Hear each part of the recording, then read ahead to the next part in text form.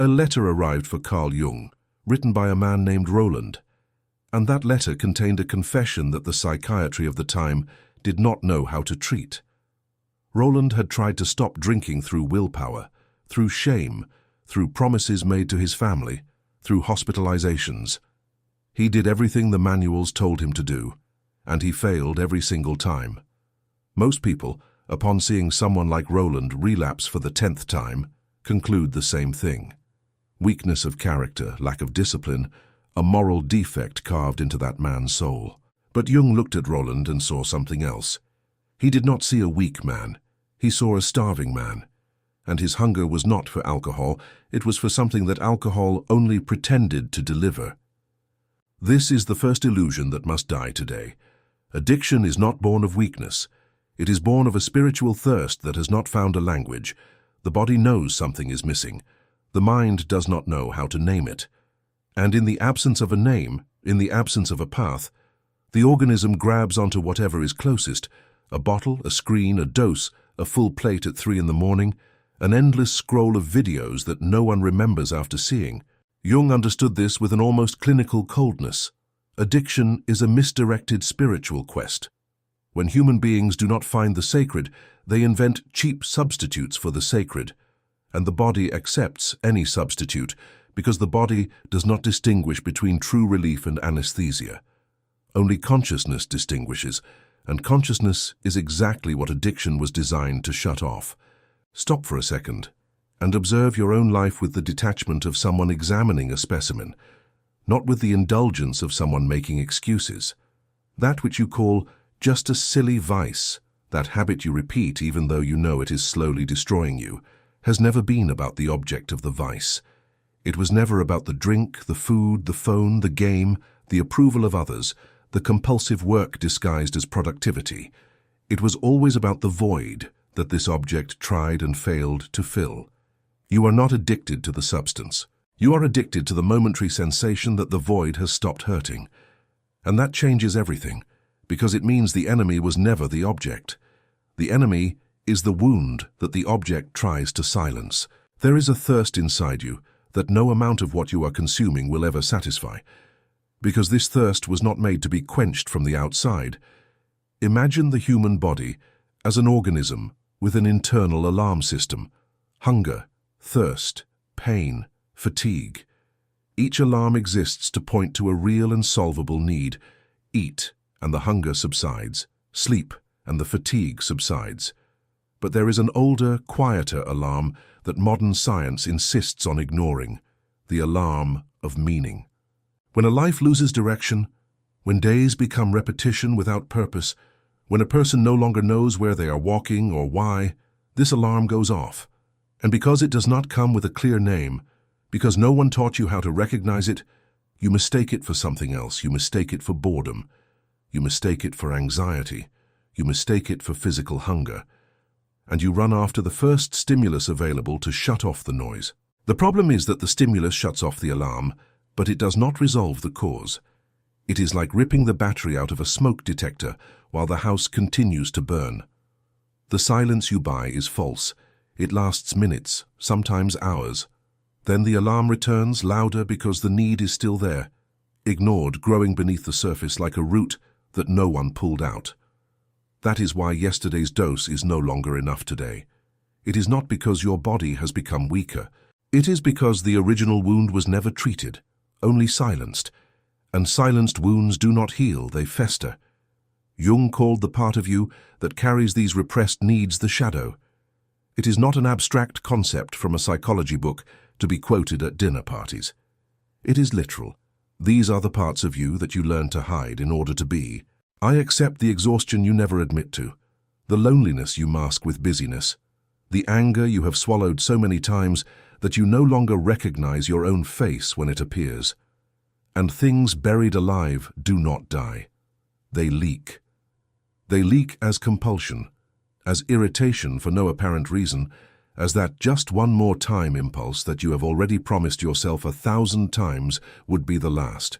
When you understand this, an entire chain of decisions in your life ceases to make sense in the old way and begins to make sense in a new one. You are not waging a war against an isolated addiction. You are waging a war against the echo of a need that was never heard. And no one wins a war against an echo. You only make the echo fall silent when you finally listen to the original voice that produced it. That is why I prepared the Código do Despertar for you. It is no longer a willpower course, because willpower has already proven, in your own life and in the life of Roland, that alone it sustains nothing. It is an inner map based on the psychology of Carl Jung, built for the next 60 days, with a daily lesson that delivers keys, questions, and declarations, capable of guiding you to the root of what is truly asking for space inside you. You read the day's lesson, perform a practical micro-action, and record your reflection in a journal day after day, until the void you are currently trying to anesthetize begins to finally be understood, named, and attended to. This is the difference between surviving by repeating the cycle and breaking it definitively. The guide is pinned in the first comment. If you have made it this far and recognized this thirst in yourself, write "Eu escuto" in the comments, not as an empty promise, as the first conscious act of someone who has decided to stop running from their own silence. Now observe the world around you with the same cold eyes of someone who has already understood the mechanism. If addiction is born from a poorly understood existential void, then we must ask, why are there so many addicted people today, in so many different forms, on a scale that no previous generation has experienced? The answer is uncomfortable. The modern world did not just create more consumption options, it created an entire industry dedicated to exploiting exactly the void we are talking about. Each notification, each infinite scroll, each instant reward was designed by teams of behavioral engineers who studied, with surgical precision, the same neurological mechanism that Jung described intuitively nearly a century ago. You are not just fighting against your own wound. You are fighting against billionaire systems built to keep that wound open, because an open wound generates clicks, generates consumption, generates profit. Think of the speed with which a child today learns to associate emotional discomfort with a digital stimulus. They cry and a screen appears. They get bored and a video appears. Little by little, the ability to tolerate one's own discomfort without fleeing from it atrophies like a muscle that was never exercised. And this pattern does not disappear in adult life. It just changes clothes. The adult who did not learn to sit with their own void in childhood will look decades later for any available substitute: excess food, compulsive shopping, pornography, work as escape disguised as virtue, social approval measured in likes. Notice that not all these examples involve chemical substances, and that is exactly why so many people deny having an addiction problem, because they associate the word only with drugs and alcohol, without realizing that the same neurochemical mechanism of fleeing from the void is active in socially accepted and even applauded behaviors. Modern society does not just tolerate this escape, it rewards it.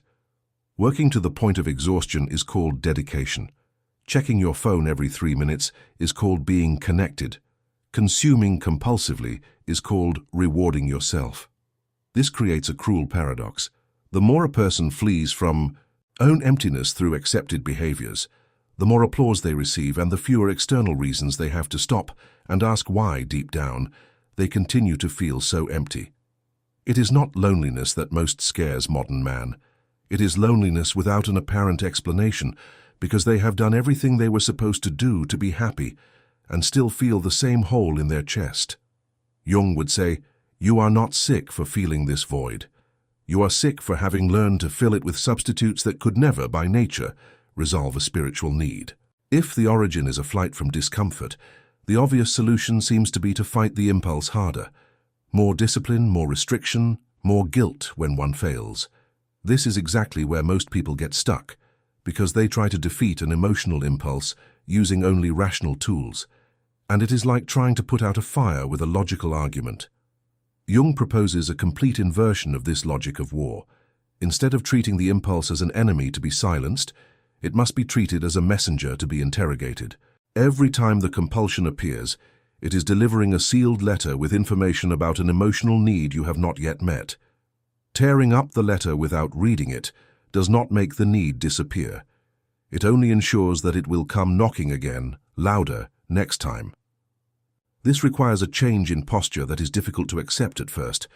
Stop fighting the impulse the moment it appears, and instead, create a space between the desire and the action. This space, however small, is the only place where human freedom truly exists. It is not perfect abstinence. It is not superhuman willpower. It is the ability, in the exact instant the impulse arises, to ask a simple and honest question. What am I really feeling right now, beyond the desire to consume this? Am I tired? Am I lonely? Am I afraid of something I haven't yet named? Most people never ask this question because the habit of acting before feeling has been trained over years, sometimes decades. But every time you manage, even if for 30 seconds, to delay the action and name the true emotion behind it, you weaken the automatism and strengthen consciousness. And consciousness, for Jung, is not a vague spiritual concept. It is the only tool capable of breaking a cycle that operates by default in the dark. This space between impulse and action is where all real transformation begins, and it is also exactly the point where most people give up, because no one taught them how to sustain this space without falling back into the old automatism. It was with this in mind that the Código do Despertar was structured with specific daily questions and statements for this phase. Concrete tools to interrogate the impulse the moment it appears, identify the emotional need hidden behind it, and respond to that need in a real way, instead of just silencing it again. 60 days of guided practice, one step at a time, until this conscious pause ceases to be a superhuman effort and finally becomes a new automatic pattern. The first pinned comment leads to the complete guide. If you have already felt this impulse and never had any tool to interrogate it, this is the moment to act before the automatism decides for you again. Identifying the need hidden behind the impulse is only half the path. The other half, often ignored, is building a life capable of meeting that need in truth, and not just naming it and returning to the old routine. Here lies a common mistake. The person understands rationally that they are empty inside, and tries to resolve this by trading one vice for another, more socially acceptable one. They trade alcohol for excessive running. They trade food for compulsive work. They trade one screen for another. And they wonder, months later, why the void is still there, just wearing new clothes, replacing one anesthesia with another. Anesthesia has never been a cure. It was merely an aesthetic reformulation of the same problem. True liberation demands something more exacting. To deliberately build the elements that the human soul needs to function in balance. Genuine bonds, where you are seen without the mask you wear to be accepted. Real rest, not the collapse from exhaustion that modern culture calls well-deserved, but a conscious pause before burnout. Purpose, understood not as external ambition, but as a sense of contribution that gives direction to your days. Self-knowledge, the cold courage to look at your own shadows without running away. And connection, in the deepest sense of the word, feeling part of something larger than your own individual suffering. None of these elements provide the instant relief that addiction delivers, and that is precisely why most people avoid them. They require patience in a world trained to demand speed. But here is the cold truth that no one told you. The void was never meant to be filled quickly. It was meant to be filled slowly, with real substance, in the same way that a deep wound heals in layers, not all at once. When you begin to address these true needs, even in small daily doses, the appeal of the old addiction naturally begins to lose its strength, not because you fought it with more discipline, but because it is no longer necessary. You no longer need to anesthetize what is already being healed. At this point, one last dangerous illusion must be destroyed. That recovery means absolute perfection from now on. This idea, while seemingly motivating, is one of the greatest psychological traps in the process of liberation. A person builds an expectation of a straight line without detours, and at the first slip, interprets the relapse not as part of the process, but as definitive proof of failure. And it is precisely this thought, "I ruined everything, so it's no longer worth continuing," that pushes one back into the old cycle with more force than the relapse itself. Jung understood individuation, the process of becoming who you truly are, not as a single definitive event, but as a spiral. You do not walk in a straight line away from your wound. You rotate around it repeatedly, each time with a little more awareness than the previous turn. A relapse seen through this lens is not the end of the spiral. It is just another turn, and each turn, well observed, however painful, teaches something the previous turn did not. The mistake is not in relapsing. The mistake is in relapsing in the dark, without ever examining what happened, repeating the same pattern without any consciousness at all. There is yet another factor that strengthens recovery far more than any isolated amount of willpower: breaking the isolation. Shame thrives in silence. Every time you hide your struggle for fear of judgment, you feed the very mechanism that sustains the cycle, because isolation is, in itself, a form of emptiness, and emptiness calls for anesthesia. Sharing your struggle with someone you trust is not a sign of weakness. It is the most courageous act available to anyone trying to break an old pattern, because it exposes the wound to the light, and wounds exposed to light heal differently than wounds hidden in the darkness. If you have come this far recognizing every relapse in your history not as a failure, but as an incomplete turn of the spiral, then perhaps you already realize that what is lacking is no longer discipline, but direction. That is why I prepared the Código do Despertar for you, not as a test of perfection, but as a 60-day map designed to accompany exactly these turns of the spiral, helping you examine each relapse with awareness instead of shame, and to build, with small daily actions and journal entries, the inner structure that sustains true recovery. There is no judgment in this process. There is only a daily commitment to face head-on what you once ran from. The guide is in the first pinned comment. Write "Eu quero entender" if you recognize that the time has come to stop repeating the cycle in the dark. Roland, the man who wrote that letter to Jung, ended up finding, through this change in perspective, something that the psychiatry of his time could not offer. Not a chemical cure, but a spiritual transformation. He stopped treating his own compulsion as an enemy to be defeated by force, and began to treat it as a symptom of a deeper hunger. A hunger that needed meaning, connection, and something greater than himself. And this inner change, apparently small and silent within the life of a single man, gave rise through meetings and conversations that spread from person to person, to a movement that would help, directly and indirectly, millions of people around the world to face their own addictions through the same lens, not as a moral failing, but as a mistranslated spiritual call. The freedom that Jung pointed out to Roland, and which remains valid for you today, was never about eliminating desire by force. It was about stopping the fight against yourself long enough to finally hear what the desire was trying to say. It is not the substance, nor the screen, nor the behavior repeated in secret that needs to be destroyed. It is the silence surrounding it that needs to be broken. As long as you continue to treat your own impulse as an enemy, it will continue to reappear with more force each time it is silenced. But the moment you stop, listen, and respond to the true need hidden behind it, the cycle for the first time stops repeating itself. You can close this video now and go back to treating each relapse as proof of your weakness, continuing to repeat the same cycle in the dark, without ever asking what is truly asking for space within you. Or you can accept that liberation never comes from more force against yourself, but from more awareness about yourself, and take the first real step through the Código do Despertar, available in the first pinned comment. The illusion that you are weak ends here. What remains now is to choose.